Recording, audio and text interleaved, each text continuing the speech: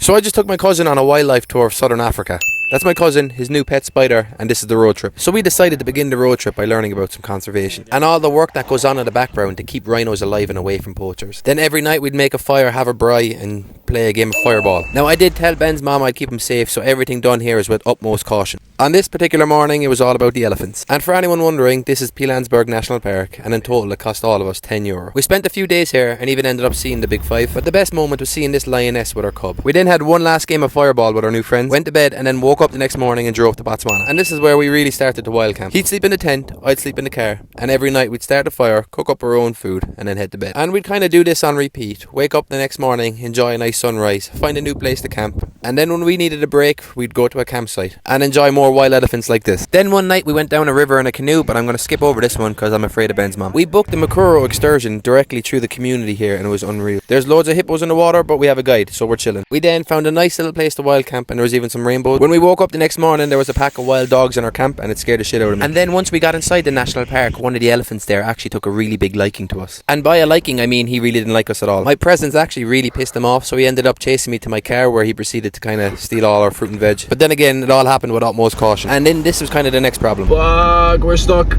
Thanks to the mechanic who put in a dodgy part, we actually got stuck 3 times. One of which was directly around the corner from where this lion was sleeping, but we had a good game of chess. The closest mechanic's garage was about 4 hours away, and when we got there he actually let us set up a tent in his garden. Eventually we got it fixed. Well, technically not really fixed. The parts put in were not really installed correctly, and then 2 weeks later it would all break down again. But here we are anyway, enjoying all the beautiful scenes in Chobe National Park. This was actually our last stop here in Botswana before we got to Namibia. And then as Ben's trip was coming to an end, we said we'd end it in style. So we actually went to the cinema to watch The Lion King Mufasa, and that was kind of it.